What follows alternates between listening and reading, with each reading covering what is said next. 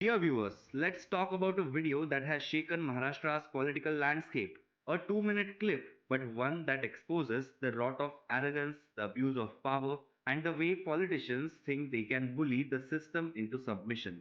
On the evening of August 31st, in a dusty village of Solapur district, a young IPS officer, barely a year into service, was doing her job.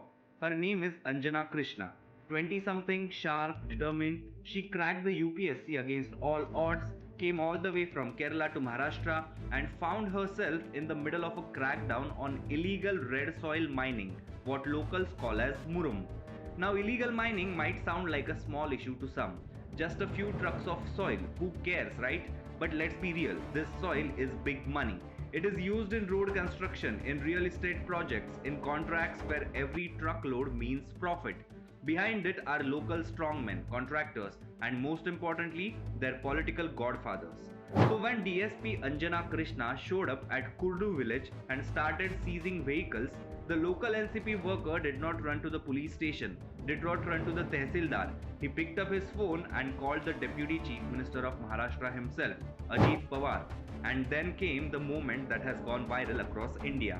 On that call, Ajit Pawar snapped at the officer, his voice dripping with entitlement. Listen, I am the Deputy Chief Minister. I am ordering you to stop this action. I will take action against you. How dare you? You will at least recognize my face, won't you? And when she refused to give in, he demanded her number, wanted a WhatsApp video call, just to intimidate her further. He mocked her courage. इतना daring हुआ है क्या? This wasn't just a phone call, it was the second most powerful man in Maharashtra publicly humiliating a young officer because she dared to uphold the law against his party's local network. Let's pause for a second. Who is Anjana Krishna? She is not from a dynasty, she is not from money or political connections. She is the daughter of a small textile trader and a court typist in Kerala. She studied mathematics, worked briefly as a journalist, and then cracked the toughest exam in the country. She chose to serve. And what happens when she tries to enforce the law? The deputy CM himself tries to crush her spirit. This is not just Ajit Pawar losing his temper. This is a symptom of something bigger. When the video exploded on social media, Pawar panicked. His team rushed into damage control. He gave a weak explanation. My intention was not to interfere but to keep the peace, to stop the situation from escalating. Really? Since when does keeping the peace means threatening an officer, mocking her, and ordering her to leave the field? Since when does democracy allow ministers to directly tell police officers to shut down lawful operations? And if that wasn't enough, his party went a step further. NCP leaders started targeting the officer herself. One MLC even wrote to UPSC, demanding her caste certificates, her educational documents, basically trying to brand her as unqualified, unfit, and undeserving. This is the classic playbook of power. If you can't scare someone into silence, you smear them. You make them question their worth. And in this case, the target was a woman officer, a newcomer, someone who dared to say no. Maharashtra has always prided itself on strong institutions. This is the land of progressive movements, of reformers, of people who fought for equality and justice. And now, in 2025, the deputy CM himself is caught threatening an IPS officer on camera.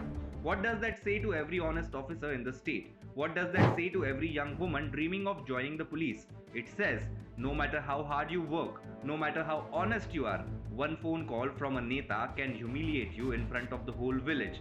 This is not just a shame for Ajit Pawar, this is a shame for Maharashtra. So here is the honest question we must ask. If this can happen in broad daylight, caught on video, what happens in the cases we don't see? How many mining mafias, land mafias, builder lobbies get protected every single day because politicians think they own the police?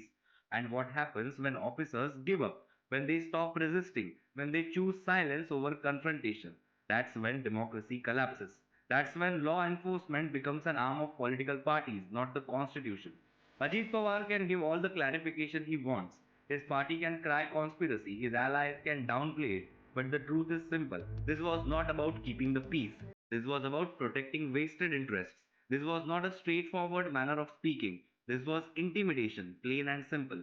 Ajit Pawar insulted not just an officer but the very idea of rule of law. And if Maharashtra's ruling alliance thinks this will blow over, they are wrong. Because every time that clip plays, people see the truth. And the truth is this: Ajit Pawar is not defending the people of Maharashtra, he is defending power, privilege, and the profits of illegality. His party, instead of apologizing, chose to attack a young woman officer's credentials, showing us their real face. Maharashtra deserves leaders who uphold the law, not those who think they are the law. And until we, the people, demand accountability, this arrogance will continue.